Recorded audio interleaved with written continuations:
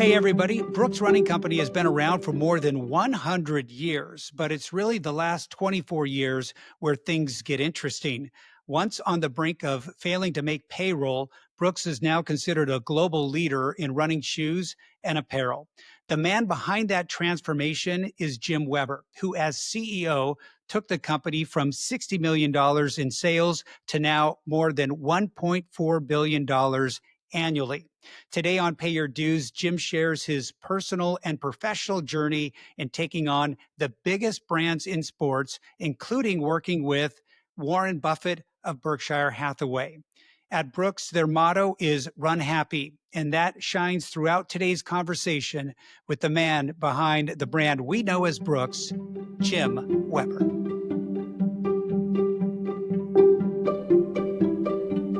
Jim Weber, thanks for joining me. Glad you could be here. I've been looking forward to this, and good to see you again. Good to see you, Greg. Thanks for having me. I'm really looking forward to this conversation. There's a running thread that goes through the first conversation that you and I had, and it's been fun to get to know you. Yeah, for sure. And I've really enjoyed your book. We'll talk about it a lot, Running with Purpose. And there's a lot to be learned in there, including, your history and then, of course, the Brooks story. But, you stepped down about a year ago from Brooks. And I just wonder, how have you been spending your time and what has that adjustment been like for you? It's been interesting, Greg, because I basically had my head down for over 40 years, right? I had some goals. I ended up in business. I wanted to be successful and become a leader. And I was very fortunate, very fortunate. I've done a lot of different things. I've learned a lot along the way. But at Brooks, I really had my dream job. I was leading a team that was building a brand in a fabulous category of run globally. And I was there in total 25 years. So that's a long time. And, I hit this sort of age 65 this year, but I never thought of retiring. I didn't really have a plan to retire, but for a variety of reasons, health has compromised my bandwidth. And in so many ways, I think I'm better at what I do than I've ever been. But I just didn't have the bandwidth to scale with that global business, playing that role the way I had. So here I am. About a year ago, I stepped out, and I've known that I wanted to stay busy. So I've got a bunch of things going on. I'm trying to stay healthy, stay active, and filling in a lot of things there. And then I'm doing some board work, nonprofit and profit. I'm doing some advisory work, which I really love, just solving puzzles and helping people navigate growth. And then I'm doing some speaking, and I enjoy conversations around business journeys and leadership journeys and the like. So I really enjoy media and podcasts. But I'm also doing some speaking to groups and others about mostly leadership and navigating crazy challenge and disruption.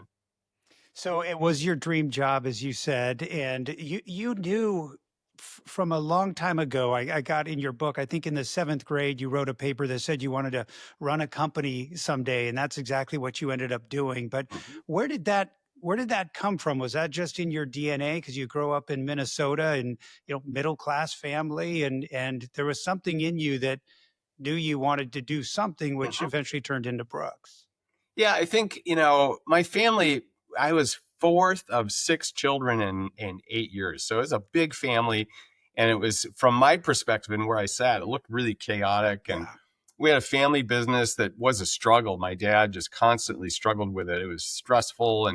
And so when I lifted my head up and saw some of my friends and their parents that had businesses that seemed successful and happy and just less stress overall. And I started to look at other people and what they were doing and how they were doing it. And a lot of them were running successful businesses. And the other thing is I had the dream to play hockey, Greg, like so many of us do in sports, right? You grab onto something and you want to see what you can achieve. So I wanted to be a great hockey player. I was going to play at a great high school. I was going to play college, and I was going to play in the NHL and probably play an Olympic team. And so I put everything into hockey. And so here comes 7th grade English class. You had to pick 5 careers and write about them.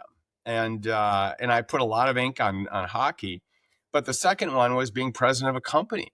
And one of the inspirations for that was one of my favorite players at that in that era was Bobby Hull. Hmm. And when I read about him, his backup plan was business. He was going to own a business that was his backup plan. So I thought, well, that's a good backup plan for me. But I saw people that were successful at it, and so I started to focus on. I focused a lot on hockey, but I also focused a lot on leadership. And I guess I put it into action. Where some other things I had some plans going, but they possibly hit an ending. I had a college counselor in high school. She was asking me what I wanted to study, and one of the things in my mind was engineering. And she actually laughed. She said, "Your grades, no way you're getting into an engineering school." So there was some wake up calls along the way, but I started to put those dreams into action, I would say. One of the things I picked up, speaking of action, is that you were going to I think all your siblings went to a public school. You loved hockey so much, you identified that there was, I think, a private school that had a great Mhm, hockey team, and you made it happen, right? So mhm, talk about you went and worked jobs, you mhm. found your way to get tuition, you created the opportunity for yourself to get into that school and get on that hockey team. A lot of my friends went there. It was a Catholic school not far away. My home was sort of right in between the public school, a mile or so away, and this Catholic school. And the Catholic school was a hockey dynasty. They had been in the state tournament nearly every year, won it a handful of times, and so many great college players and some NHL players came out of that program. So I once I got into hockey, I said I really would like to play there. And so the good news about our family business is we all grew up working there. We were mopping floors and rolling coins out of the vending machines, and so I was always working. Literally probably starting at age 8 to 10 for just small dollars, but I earned enough money at that business and at other places to pay I think tuition at that time, Greg, was $550 a year. Yeah. So, I was able to do that, and I never looked back. I love the experience there, and I just, dove into everything. I was in everything, three sports, track and field. I was a sprinter in the spring, and football, and then of course hockey, and drama club, student council, president of my class. I just dove into it and had a wonderful experience there. What do you think hockey and sports gave you along the way that you've used Mhm. throughout your career?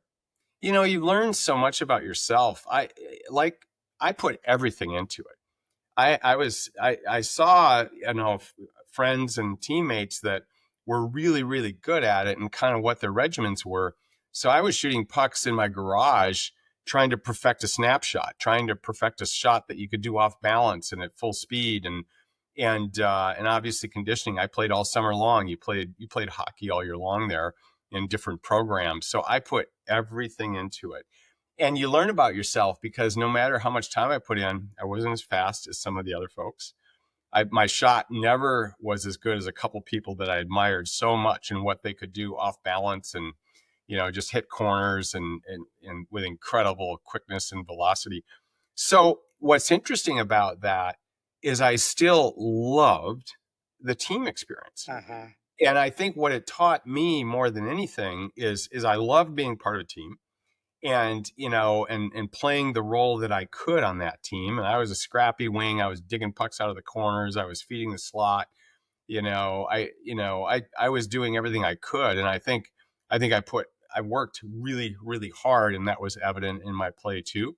But what I took from it, Greg, is the team aspect of that sport and so many sports is just something I loved. Hmm. And business has that, right? Totally. We've often said that business is a team sport, and it was truly, the funnest part of my leadership role was building culture and capacity, and gravitational pull, a magnetic pull to talented people that wanted to be there and wanted to be part of that team. That's just really fun and rewarding.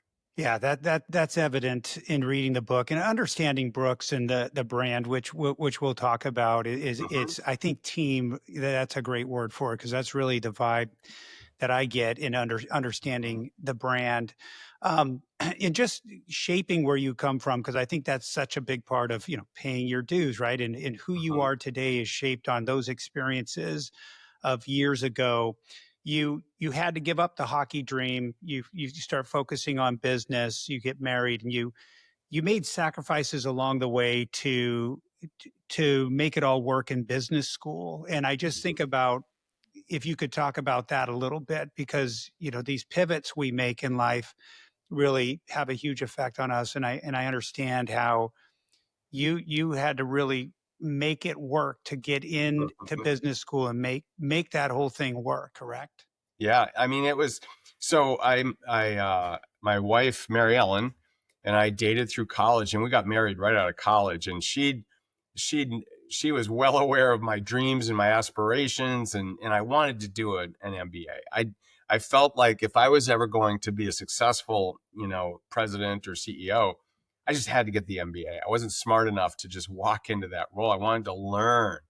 And so if I could get into one of the big programs, that would be an incredible achievement, and it would be a path. That's literally how I looked at it. So, I applied to some schools, I didn't get in. We got married. Our first son, Michael, was born about a year and a half later. So a family came pretty quickly for us. And then I got accepted into the Tuck School at Dartmouth. And so, not an easy family decision, right? And Hmm. it's sort of like running, Greg. In so many ways, running is kind of a selfish pursuit, right? Because you're often training by yourself. Hmm. And if you have a family, if you have a spouse or a partner, if you have kids, you're often not with them. And so, going to graduate school was kind of a selfish pursuit. And what's interesting about that is we made that decision together, and we went in with our son Michael, and we came out with another son, Joel. He was born in graduate school in our second year. And we both look back at that experience as incredibly difficult. We borrowed a lot of money. We funded it with some debt. But we met great people. We were in married student housing, and it really brought us together, and we both learned a lot about ourselves too. But it was a big family commitment. What's interesting about that, Greg, I remember my first year out there. One of the second year students had done a case study on success in business school from a grade point average standpoint, Hmm. right? How do you predict success for incoming students? Is it their undergrad? Is it their undergrad major? Is it their undergrad GPA, their test scores, whatever? And one of the most significant factors to predict success in an MBA student is if they were married. And I've never forgotten that, Yeah. because this was a job for me. Right. Th- Right. we you know I it was my job to do well in that program and to focus on it and to get as much value out of it as I could. And in our free time, we were a family. So it was very difficult, but I think we were young. I went in after 2 years of experience right out of college. So we went in, I was 24 years old when we went in. So we were young. And I don't think that was a negative in a sense, because we were still growing as a couple and as Yeah. a family. But yeah, it was very expensive, Yeah. and it was a family event. Yeah, and that family motivated you. I mean, that's I think that's the Yep. point of that study, right? Yep. It's what motivates us, what the Yeah. why of what That's we're right. doing, right? And that's a big part of it. Yeah, the word duty comes up in my mind, and I think we used to talk about leadership amongst our senior team at offsites at Brooks, and there's so many attributes of leadership, but one is sort of a duty mindset of what your responsibilities and accountabilities are, and I think that's something that's always been there in my view. Once you commit to something, once you say yes, you have a duty, including to your family. Mhm. So yeah. Yeah, that's a great point. Um, so before you end up at Brooks, you work at Pillsbury, and I thought what was interesting about that, and I don't know if you positioned yourself to get in this spot, but you end up working right alongside the chairman and CEO, and I just wonder, what did you glean from that experience being close to someone in that big of a role at that Mhm. young of age? Yeah, it was a situational opportunity that came up because the company was in crisis, and I had been an analyst for my boss, Jerry Levin, on a whole bunch of strategic alternative assessments of selling in major divisions or merging with other companies, kind of a merger and acquisition framework on it. And the board was assessing where to go with the future of the company. And it had an exciting history, but it had kind of stalled. And they lost confidence in the current CEO and brought his successor back out of retirement. And that was Bill Spoor. And Bill is a legend, right? He had a General Patton sort of aura about him. He was kind of a battlefield general. He's just all offense. He's very growth driven. He was a builder, and people alternately feared him and hid under their desks, and other people just revered him, and they got a lot done. So he comes back in out of retirement. Ostensibly, he's got to hire another CEO.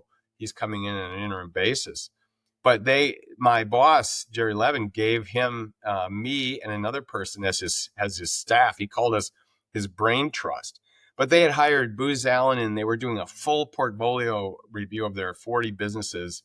And there was a lot of questions around the health of those businesses. So what an opportunity. I was basically attached to Bill in this project of strategic assessment for about 6 months. And it was just fantastic I've learned more than being mentored one-on-one. I had oftentimes not the confidence. I was too insecure to ask people to mentor me, but I watched everything they did, how they ran a meeting, how they made decisions, how they interacted with people, how they communicated. It was just, I learned so much by watching people. And there's more ways than one to be successful for businesses and for people. And Bill was certainly a one-off. He had been recognized by the Horatio Alger Society. He was kind of a self-made person. And he came out of the small businesses in Pillsbury to become, chairman and CEO in basically a bake-off. Pillsbury had a massive talent, leadership talent back in those days, widely regarded. And Bill got the wheel and had a great 10 plus year run. But this was his round 2, and it was an interim stage. I think that's such a great point of your story. That's why I wanted to focus on it, Jim, is because I think whether it's a MBA student today or somebody in business, instead of focusing on Jim, the CEO of Brooks, it's understanding where you came from and that you took advantage of the opportunities in front of you, whether that was just paying attention, making good notes, learning from people. And one of the things you did along the way was turn down some jobs, from what I understand, is, you had opportunities maybe to take over some other businesses or whatnot, but you were somewhat selective about what you did because it didn't feel right, or you knew, you eventually again wanted to run a company. And how was that decision process along the way? Because you don't always know how it's going to turn out when you Yeah. turn something down. Yeah, it's interesting. I think you look back at your career journey, and there's twists and turns. And a good friend of mine was describing his journey, this assignment, this assignment, this assignment, Greg. And one of them he described as his mulligan. He'd like to do that one over. And it's interesting because I sort of have one of those. My journey was mostly finance. I became a really good analyst. Business school teaches you how to not just be a financial analyst, which I learned in banking, but to be a business analyst and an investment analyst. So strategy analyst. I really love that. And I tried to be super thoughtful about it. And I learned from one of my bosses early on that do the work and come with a point of view. That's what they're paying you for. So I always challenge myself to what's the insight here? What could I communicate that I see that is kind of the thing that people really ought to understand. So I always challenge myself to do that. I think that was early in my career. But as I caught into running businesses, I really wanted to run companies. So I went to businesses that probably most average successful general managers wouldn't have taken, because they were turnarounds and they were backwater businesses. They weren't the core and the central aspect of what people were working on. In almost every case, I walked into a burning building. And I wasn't blind. Every time we repositioned, we found ways to improve profitability. We cleaned up the balance sheet. We focused our efforts on the right products and that we could succeed with. And every one of them, so sort of a turnaround, repositioning, and a refresh on brand and product. And we got every one of them worked. So by the time I got to Brooks, it was my fourth one. Right. Just happened to be a much better category and a much bigger category. But I think that doesn't mean it's easy. And I got into my first sort of standalone company, Sim Sports, with a real board and 4 investment groups. There was just a lot of challenge and conflict in the investment groups and where to go with the company. So I learned a lot there. It was hard, and we made progress in the business, but I couldn't solve for the investors. And so that experience ended up being so valuable at Mm. Brooks. When I came in and we were private equity owned, and we would then have 4 different owners over 20 years, being able to, sort of assess their goals and what they wanted to achieve, and how Brooks could sort of match that in what we were trying to do. I think even though that one assignment I probably wouldn't take, it was priceless experience that really helped me at Brooks later on. So you end up at Brooks on the board for a couple of years before taking over CEO Mhm. at 2001.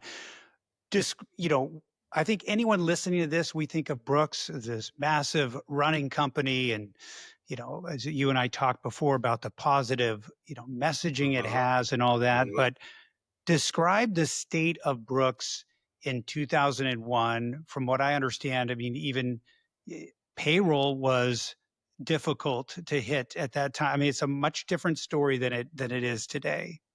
Yeah, I think, every company has a story. And I think understanding stories and journeys for people and for businesses help you understand the essence of who they are and how they think and their sensibilities and their DNA, right? And their hardwiring. Mhm. So Brooks is now over 110 years old. It started in 1914, and it became a full line athletic footwear and apparel company. Basketball, court shoes, good, better, best price points, entry level, mid price, lifestyle, all these things, and of course, running. And it had a very colorful history. It essentially was bankrupt in the early 80s. It was sold a couple times. It got sold again in the early 90s. And Helen Rocky was hired with the new owner. It was who moved it to Seattle. She came out of a long career at Nike, and she turned Brooks around in the 90s. She got it pointed in the right direction. Running was kind of in front of it, and it made money. And then they sold it again. She got it sold to another private equity firm. And so they recapitalized the balance sheet. They put more debt on. Helen leaves for another opportunity. And then there's 2 subsequent CEOs in after her. And the business just started to drift. And when you have a lot of debt, you don't have a lot of margin for error. Mhm. You Mhm. just don't. And so by the time 2000 came around, the company was losing several $1 million. It had a lot of growth initiatives. That it was very sales driven in apparel, in broad based footwear collections of good, better, best pricing, a lot of it at $30 shoes, and aggressive growth efforts along all that. And then pretty soon, though, if the margins weren't there and it was losing money, cash flow was horrible. And so the banks got really, really nervous. Mhm. And it all happened pretty quickly in about a 2 year period. And then there was turnover in leadership, and there was turnover at the investor group. It's often what happens. So by the time we were at the end of 2000, the bank was looking at the whole thing and just saying, "We're done. We want to be taken out. Some more money has to come into this company. We want to be paid out." And what that looks like is every Friday when payroll has to be funded, the bank says, "No, Ooh, we're not going to fund payroll." yeah. And we went through 2 Fridays like that where we had emergency board phone calls on what we were going to do. And so, long story short, James Whitney, the private equity owner, actually did the right thing. They actually recapitalized the company, and they put significantly more investment in. And that's when everybody started to roll up their sleeves and, we started to look at how can this thing really work. So refounding it and focusing on performance run only premium products that we had to earn, runners' trust on, had good margin. And so we just decided that's where we're going to put all of our efforts, and we jettisoned everything else.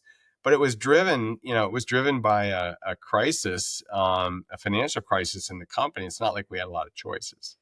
So, and that was the major pivot for Brooks, to focus on running, right? Drop all these Yeah. other apparel. I think you dropped 60% of your line just to focus on running, which today seems like, a no-brainer. Like, it makes sense. It's such a huge thing. Everyone runs it, but it was risky at the time. And did you make that call based on data, intuition, a little bit of all of that? I mean, how did Yeah. you make that decision? Yeah, I think we had done enough analysis that there was no other path of profitable growth with that would produce cash flow without big investment and taking more risk. Half the business were $30 shoes at sporting goods retailers and family footwear retailers like, at the time, Payless Shoes or Famous Footwear and Big Five. Those are huge categories. And Mhm. all the brands were there, the big brands, Nike, Adidas, and New Balance and Asics. But our products weren't that good and our brand wasn't as strong. And so we couldn't hold our price and margin. The retailers were beginning to talk about 19.99 price points. We were losing money at 30. So in a way that was easy Mhm. because we could take cash out of that inventory, but then we had to make running work. And the Adrenaline GTS was re-engineered and redesigned by a fantastic group of people at Brooks, and that stability shoe at the mid price point was critical, to solve for. And the Adrenaline 4 came out in 2002, and it really saved the company Mhm. because we began to, put shoes on feet, and runners liked that shoe and they bought the second pair. Running is interesting, Greg. I always thought the key to success of entering with a new product or a brand isn't to sell the first pair, it's to sell the second pair. If it was Yes, good enough to that they keep. would buy it again. And that's what we really began to focus on. So yeah, it was essentially Brooks had been in running, but we kind of anchored the brand and refounded the brand as this is actually who we are. We are a running brand, and changed the name to Brooks Running Company. So then, as a leader at that time, you're coming in. There's been a number of CEO changes, right? So for the Mm-hmm. staff and the management there, here's this, Jim stepping in. Now we're going all running. I mean, did you have to sell people on it Yeah. and get them to? You had to get some buy-in. Yeah, we really did because the conventional wisdom in the industry is you needed three legs of the stool. You needed running and court shoes and basketball. And you needed three price points just to reach all the customers, good, better, best. You had to have Mhm. all that. The whole industry was wired that way. And so no major brand had just picked premium pricing in one segment before, and it didn't make sense to people. How could you survive? Because there are cycles and everything else. And what I figured out, Greg, it took me a few years to do it. That mindset came from owning a factory. With modern supply chains, you didn't have to balance factory load anymore because they had other brands and they had other products. Mhm. Whereas you owned a factory, you had to make baseball cleats, and then you had to make golf shoes, and then you had to make wrestling shoes. You had to make every kind of shoe to keep your people in your factory business. And that was literally the mindset. So there was an employee pool on how long I would last. I was the fourth CEO in 2 years. Some of our major customers were really concerned. They liked Brooks, they valued our running products, but they were worried that the strategy was going to work. Once we decided on it, I knew we could survive in running because it's the only place we were making money, and there are only products that were really respected that we were producing. But the question, could we grow? That wasn't sure. That wasn't a sure thing. Could we build a brand? That wasn't a sure thing either, but I knew we could survive. So in one sense, we'd done enough homework to be really confident in the strategy, that was going to be healthy for the company. But there was a lot of people that, yeah, we'll see what happens. Mhm. Sounds interesting. Nobody had done it before. That's what was unique about it. So it was business strategy and then also brand strategy, which you mentioned. So what goes into brand strategy? Because when I think of Brooks today, I think of such a positive Hmm. brand, clearly about running apparel, running shoes, but establishing a brand feels like it takes time. So Hmm. how do you do that in increments? Yeah. So before I got there, they had created this tagline, "Run Happy." Mhm. And it was really unique because they were essentially branding Brooks culture. The energy of the people was super positive. We struggled sometimes to put perfect product out there, but we always hustled for the customer. We tried to solve problems for the customers. People liked doing business with Brooks. And so Run Happy was really a unique positioning. And I think it was the first positioning that pivoted off the market leaders, right? I mean, the greatest brands in the consumer world are in our industry. Some of the biggest brands the world has ever seen, and they typify competitive spirit, breaking the tape, being on the podium and all of that.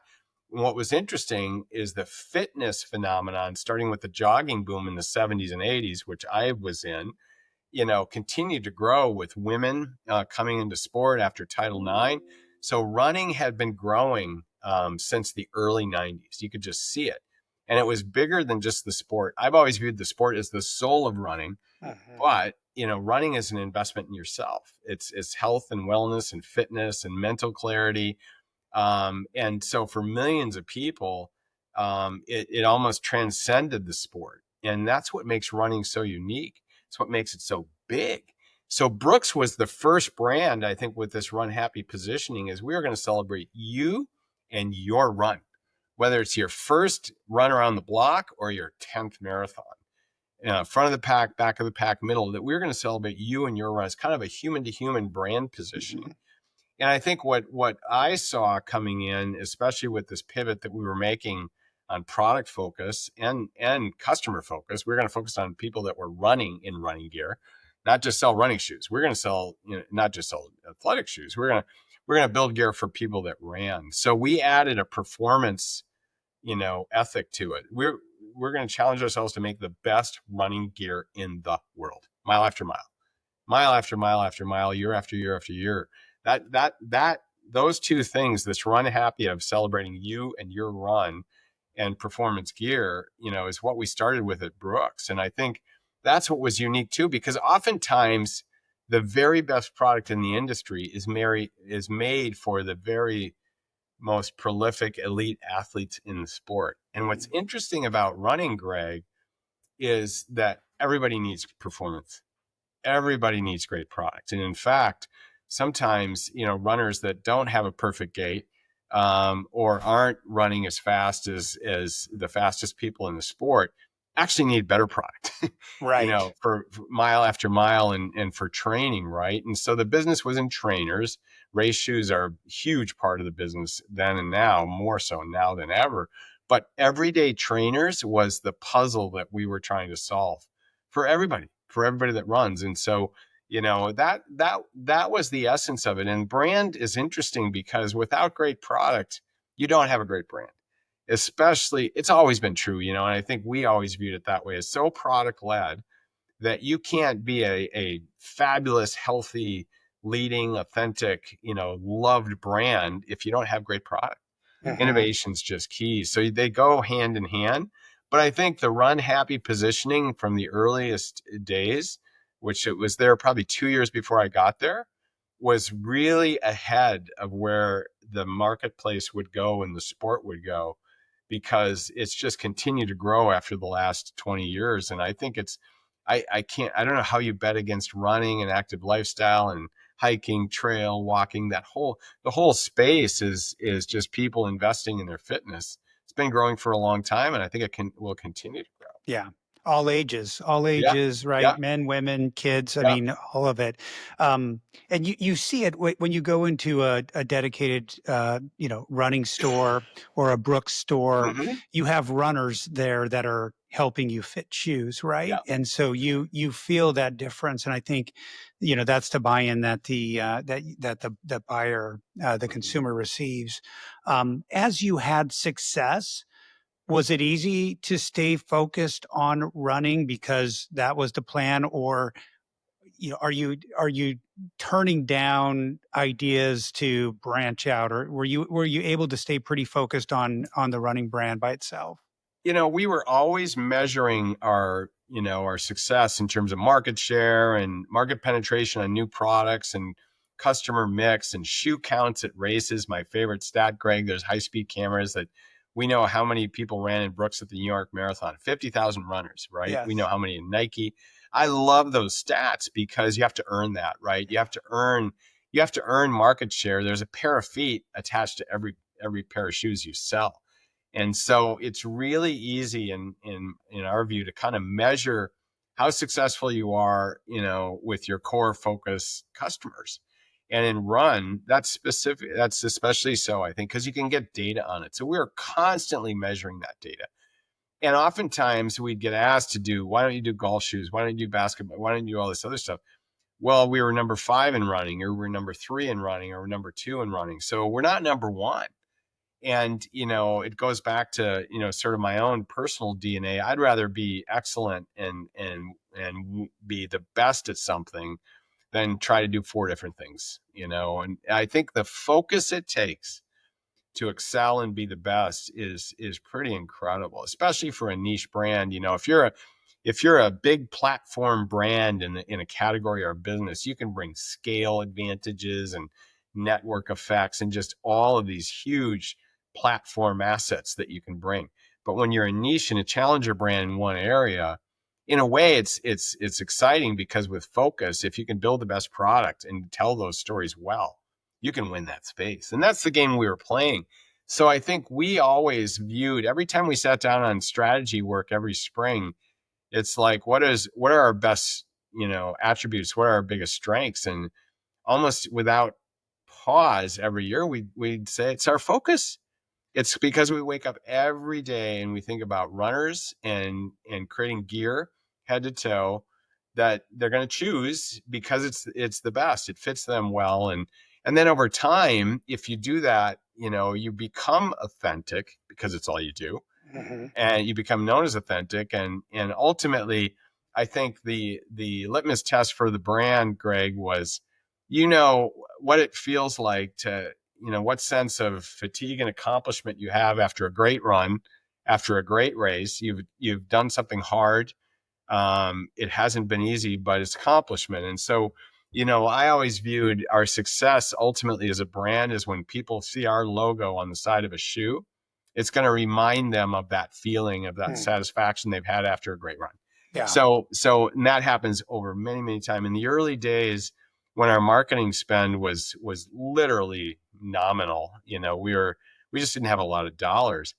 Every product we built was a marketing impression. Every interaction we had with a customer or runner was a brand impression.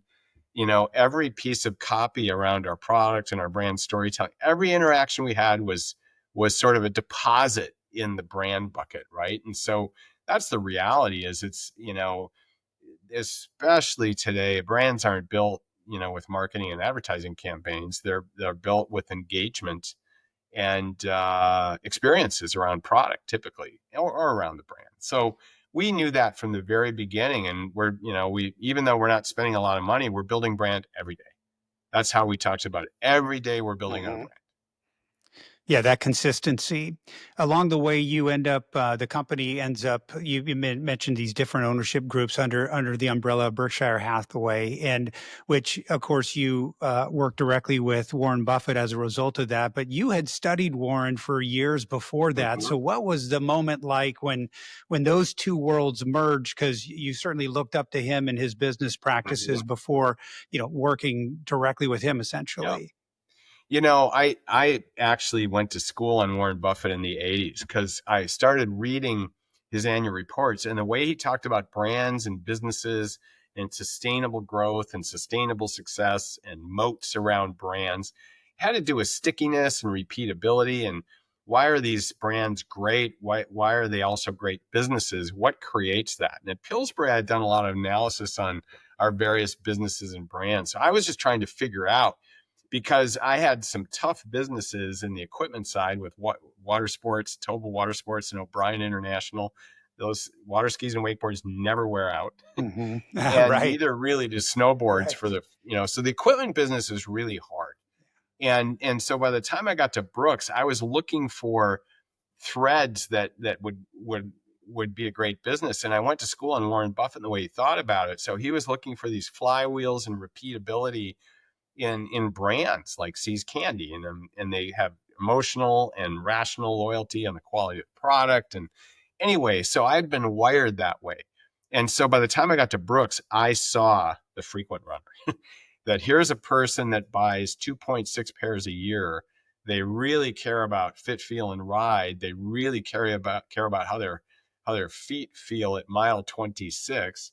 And that's what we were going to try to deliver. We weren't good at visible technology, whether it was shocks or gel or air, and our shoes weren't that beautiful at that time, but we were going to deliver fit, feel, and ride and begin to try to get that second pair. The frequent runner bought 2.6 pairs a year. So by the time I met Warren, fast forward, almost a decade, in 2009, 10, 11, 12, right in that era, because we had been bought by Fruit of the Loom, which we were part of Berkshire, but we were buried down beneath. Warren had been watching us and would send notes. Great job. You guys are selling some good shoes, and so on and so forth. But by the time, we became part of Berkshire with Fruit of the Loom, I just had an inkling that if I had ever had a chance to talk to he and Charlie Munger about Brooks, I think they'd love the business, because we had a little moat. We weren't trying to be Nike, we weren't trying to be Ace, we were trying to be Brooks. And we were building a unique brand and loyalty and stickiness with the runner around great product. And so, when I had a chance to sit down with them, Greg, it was really fun because we were growing.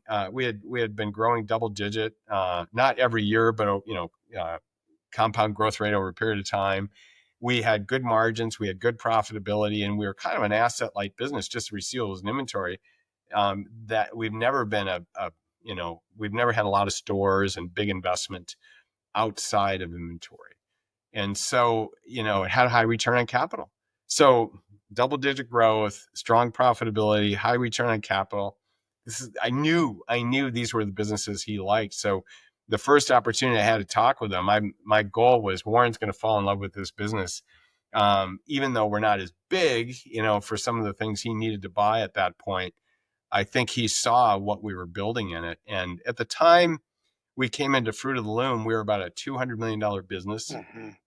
And we would grow, underneath Fruit and Berkshire to about $1.4 billion last year. And, always profitable, good returns on capital. What's interesting, when you're in one category, we're going to ride with the category a little bit, right? Sometimes if the category was stalled and it wasn't growing, we were affected by that because we didn't have a portfolio. When this is down, this is up. We didn't have that. So fortunately, they were willing to, stay with us as we kind of worked through those stall times. And the result was we came out stronger every time. But I think, Berkshire's ownership and Warren's sort of, I think agreement that we had something special here and it was worth continuing to grow. Just a huge, huge find for Brooks. Our fourth owner was a great one. Yeah, I mean, one of the legends of all time, and he just announced his retirement. You wrote a nice piece on LinkedIn about him. You said working for Warren was like hitting the lottery of bosses, and I mean, you really have a unique experience to work with someone like that. That I mean, very few people do, and I'm sure you realize that. But are any insights from your direct dealings with him that when you think of him? Oh my gosh, absolutely. Because he's so different. And I think Berkshire is so unique in the corporate world. There's just nothing quite like it because it's extreme decentralization, as Charlie Munger once called it. And they have this deserved trust culture. They do their homework on businesses and people. And I think they did their homework on me because they only have 24 people at corporate. They don't Crazy, manage the businesses, right? So crazy. you're really empowered to do everything. And I love that, right? So enterprise leadership, you're chief strategy officer, chief marketing officer, chief culture officer, chief risk officer. So, we own the here and now. We want to deliver our plan and hit our numbers, but we own 5 years and 10 years down the road too, right? So we're trying to build value in this over the long haul for Berkshire Hathaway. And I love that. I mean, what an opportunity, Greg. And he's truly wired that way. And with that comes great, responsibility. But that's how we'd always taken responsibility for Brooks' success, now and in the future. We've just always done that. So it was a perfect scenario for us to continue to build the brand inside it with Warren's support. And it's extremely hands off. I mean, it's hard to describe. You can call anytime you need help. They're almost never going to call you. But I would take them through our strategy every year and just keep them abreast of ups and downs as things were evolving and changing, because I wanted him to always be confident in investing in us and allowing us to invest in the business, to continue to grow it against the opportunities that we saw. So yeah, it was like hitting the lottery, and not just because of the ownership framework was a huge advantage for us of not being in a short-term public company, hit the note. We never had any pressure to hit the numbers next quarter. We were always trying to navigate for success, over the short, medium, and long term. But when we did have an issue, you could call anytime, and just to be able to talk through, and use his brain on things was just, he's such a clear thinker that it was really powerful to either confirm what we thought we needed to do, or to challenge us on just to stay focused and not chase shiny things, or things that really weren't going to create long-term value in the brand.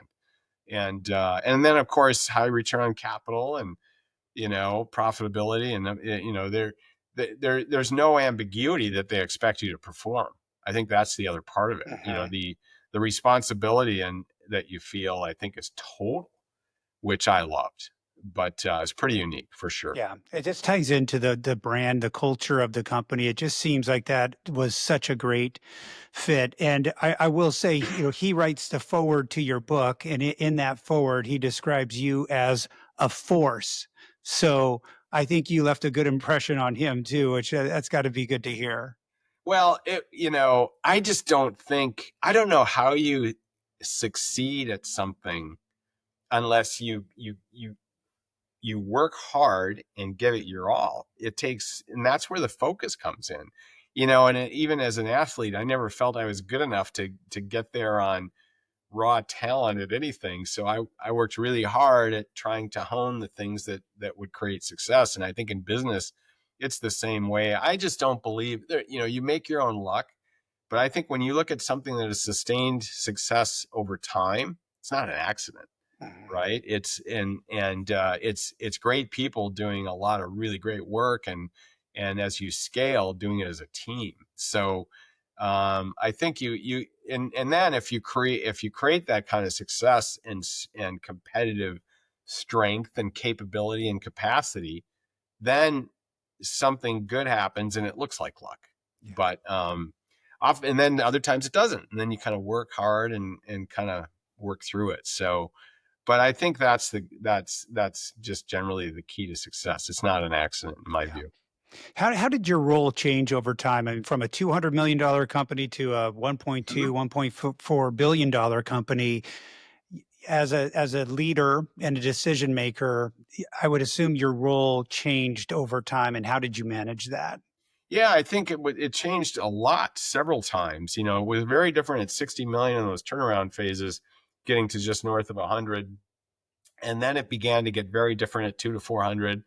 Above 500 was different, and then the big one I think is at 700 to a billion. And we were struggling at times, but we were always working on the puzzle. And what did we look like, at that kind of scale? What did the organization look like? What were our gaps? What skill sets did we need? How do we need to evolve our decision making in our organization to do that? And it started with me. It always started with me. So, with our board of advisors and just talking about it with our senior team, we were solving for that every year. I'd sit down with my chief of staff and at the beginning of every year and say, okay, what needs to change in the way we work for the next year? How do we have to work differently, to reflect the fact that the business is changing, the organization's evolving, and the like? So I think that sense of, you can't stand still and stay the same, because the world's changing and the business is changing, is something I've just always had. And, some of the hardest things then are when you have success at a given product or at a given approach to leadership. Um, the knowledge that if you keep doing it the same way over and over, it's not going to work as well 3 years from now as it did today. So I think that's just something that I've always been losing sleep on. It's true. So those are hard decisions. But I think the one I'm most proud of is in 2015 and 16, running stalled a little bit, Mhm. participation fell, and retail was changing with digital and e-commerce. And so some retailers were failing. And it was a hard time for us because, it was running kind of met its peak, and there was a lot of brands going different directions and lower priced products, and, tech light, and millennials weren't going to invest in gear like, other generations had. They were going to spend less on shoes. So they wanted to spend 80, not 120. We didn't make $80 shoes. Mhm. So, we ended up making a statement around performance being timeless and re-engineered all of our products. But we also had to scale up our leadership team. And I think the biggest realization we had then is that the top, you know, I, starting with me, our executive committee, the senior leadership team, we weren't running the company anymore. The director level and the top 60 people were really driving the entire business plan. So that's just hugely different. And so we invested in a lot of leadership development and a lot of programs that were about aligning and integrating everybody to our strategy and getting on the same playbook.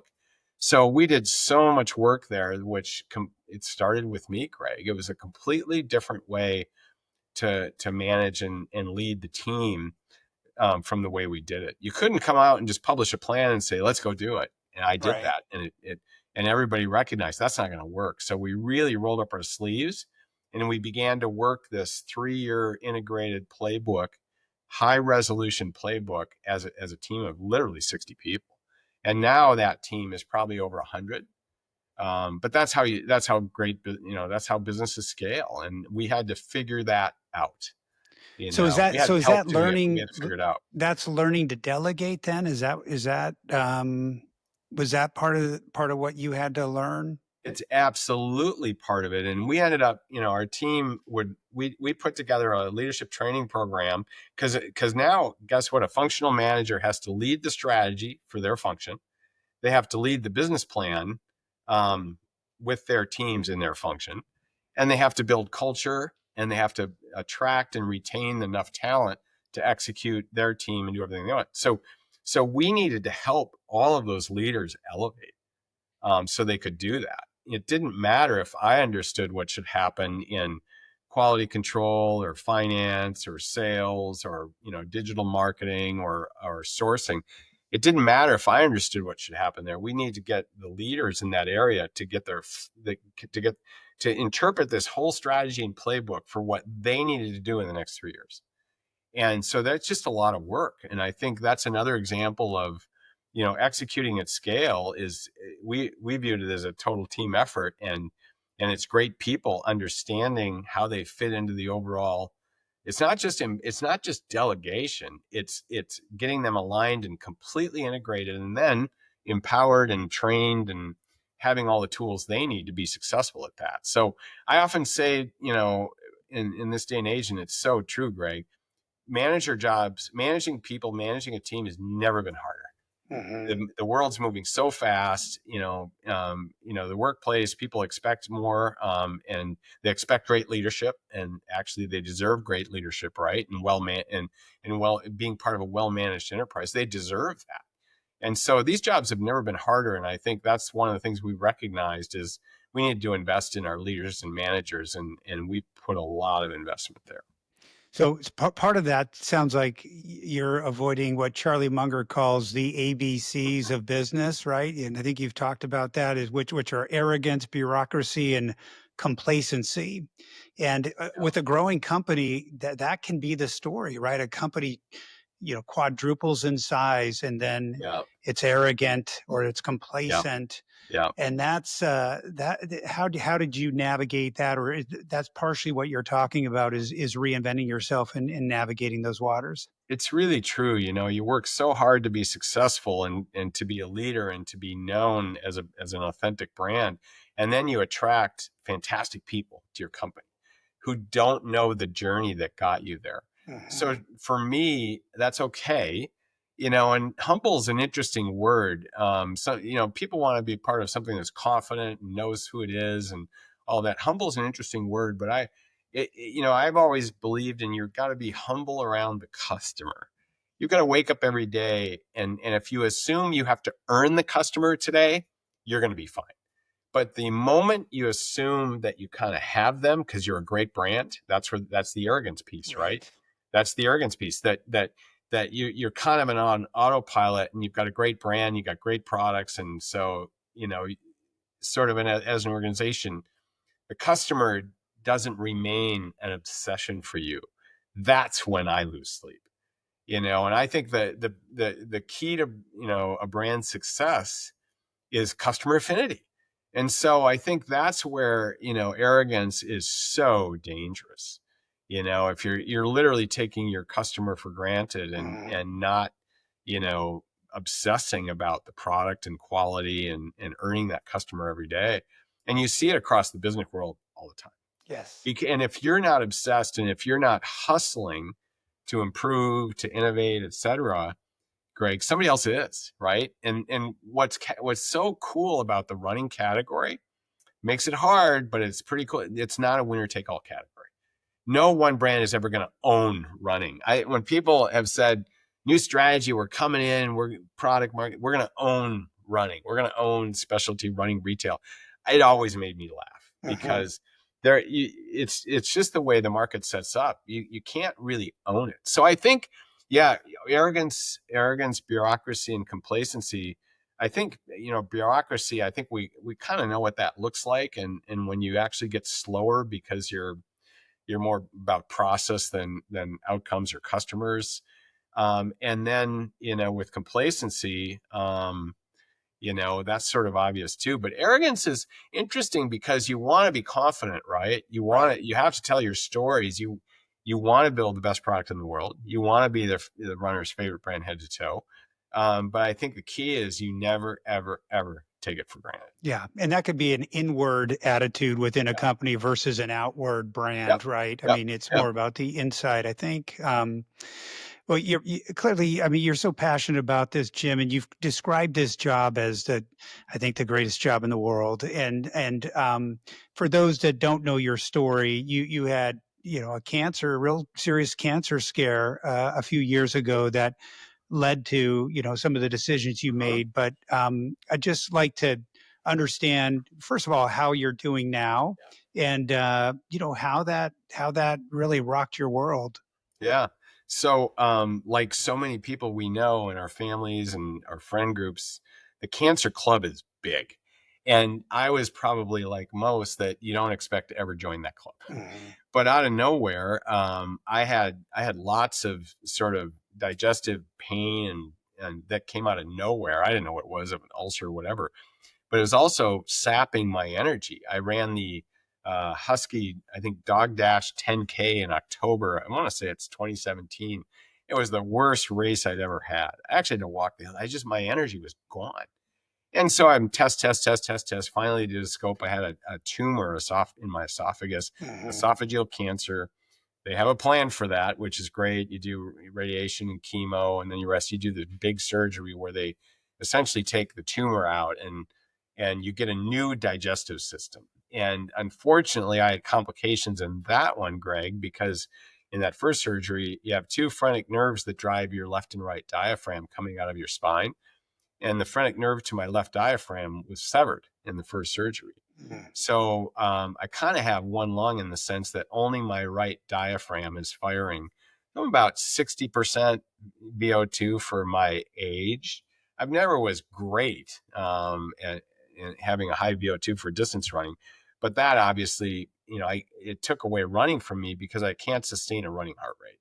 So I can do intervals, I can do a lot, I can do hills and like. So fast forward, I think the cancer's gone, which Mhm. is great. Mhm. But I have to manage my health in the sense of digestive system gets disrupted and it costs me sleep and it costs me energy and bandwidth. So I just have to manage it throughout the week. And I think with the job growing and the business growing, I was really struggling to do that. So, that's really what caused me to step away from the CEO role there And but where I'm at right now is, the truth in life is that, you sort of have to manage with what you have. Mhm. And I miss running tremendously. But I can do a lot, and there are electric bikes out there, and I can exert for 90 seconds and then I'm hyperventilating, right? Mhm. So I can do intervals. I do them on the treadmill, and we do a walk, run, and I'm lucky. I feel fortunate because I can still skate, play a little hockey. I can do everything. And it's the same with my digestive system. It basically works. I say it works most of the time, Greg. So I'm in a situation where the good news is the cancer's gone, and I don't live in fear that it's going to come back. It could, but I've just never believed in worrying about what might happen or worrying about what you don't have. You just got to make the most of every day, right? With what you've got. And it's hard because I grieve, not being able to, to be at Brooks or run, but Mhm. there's a lot I have. So, and that's the truth of life. And I think that's how I felt about it from the beginning. And that's the way I still feel about it. So in so many ways, I am super fortunate, Good. and so I'm trying to make the most of every day, and, family and friends, and the work that I have. And so, but everybody's different, right? When you have that kind of news that could be, it comes out of nowhere, and there's a lot of uncertainty. You really don't know what the future path is. I think everybody processes that in their own way, and so I'm a planner, and so once I had a plan, I felt like at least I'm gonna do everything I can to be as healthy as I can. And Yeah. so 6 years on, I feel pretty fortunate. Good. And you're here. You've got Exactly. a wife, kids, Great family. grandkids, Yeah. all of Yep. that. Yep. It is interesting on, with a big life moment like that. I'm curious about your perspective on time and how Mhm. precious time is. Has that changed your perspective? It's interesting because it takes you to places like a bucket list, right? You've Mhm. got only time now is clearly limited. It's always limited, right, It Craig? We're always all is. we're all It going to is be for all of us. we're all Yeah. going to have a finish line out there. So it's Yeah. not about the finish line. And one of my favorite running ads of all time is Nike's. There is no finish line. And it really points to the fact that, life happens every day. So, and I am a planner, and that's a little bit different. And I'm solving for my, where I want to spend my time and what I want to do. But I've never, sort of said, that the whole idea of there's so many days left and here's all the things I want to do. I just want to experience the things I love doing and around the people I do every day. And that's where I want to be, because I don't know how much time is left. I have Mhm. no idea. And I'm not a bucket list person in that, I just feel so fortunate. I've had a wonderful life that has had all the things in it that I've always wanted. So I'm experience driven with people, but I'm not, I don't have like 10 places I got to go see. Right. Yeah. Right. But People are different. you're enjoying each day for Yeah. sure. Yeah. And you're speaking, you're teaching, you're doing, you're still giving, which I think is great because I think you've got a lot to give, Jim. So appreciate that about you. And I just, I guess final thing is as you look back on this journey and advice you give to, when you talk to young people coming up, and I feel like people are in a hurry to get there, right? To Yeah. get to whatever the job finish line is. Hmm. What is your message to folks about their journey? Yeah. I think people are at such different places. It's hard to generalize, but for me, I think, it starts with curiosity and wanting to learn. It just does. And how do you do that? And who do you learn from? And where do you put yourself? And, I think behavior is destiny. So your habits and your routines. And, somebody was describing that destiny isn't what you're thinking. Destiny is your habits and your behaviors and what you're doing. And we talked about that at Brooks a lot, is that, culture is values in action. They're expressed in your behaviors. Culture is driven by behaviors, not Mhm, about what's in your head. So I think mhm. that's true in life too. So I think being curious and putting yourself in a place where you can learn and from people that have something to teach you, and you're around, people that you can learn from and engage with and develop good habits around and good ways to think about things and solve problems. I think if you want, meaningful work is where you're adding value. Hopefully, I always, there's so much wisdom out there of bringing your best self to work. I talked about that because that's where you're going to have the most fun. Your skills, your talents, finding a place where you can express the best of what you do. There's still a lot of parts of your job that you have to do. We all have that. Mhm. But I think, if you get to know yourself, situational awareness and self-awareness, I think you're more effective and you're generally more happy and comfortable in where you're at and how you fit on a team or how you fit in the work that you're doing. So it's, curiosity is key. And then that situational self-awareness also leads to, hopefully expressing yourself with integrity in an honest way. So you build trust. Mhm. Because I think, one of the things I'm an advocate for is being trustable in this world. I think it's still a human world, and there's going to be white space for trust, right? And even with AI coming in, that human connection that's trustable. And I used to say, if I know how you think, I don't have to ask a lot of questions because I know how you're going to solve a problem.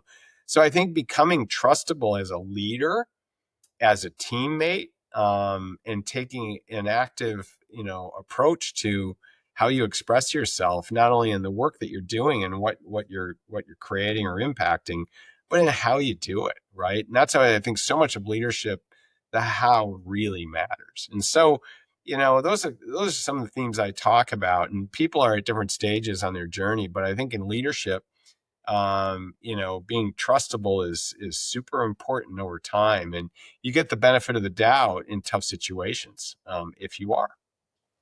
That's great. That's great stuff, and that's a lot of what you talk about in your book, Running with Purpose. I can't recommend that enough for people that not only love running but love business and just love a good human story. I'd recommend it. I know you're active on Instagram and LinkedIn, so people can find you there too, and we'll add those to the show notes. I appreciate you being on. I know in your book, I made a note. You talk about forward momentum in running in life, and that forward is the key.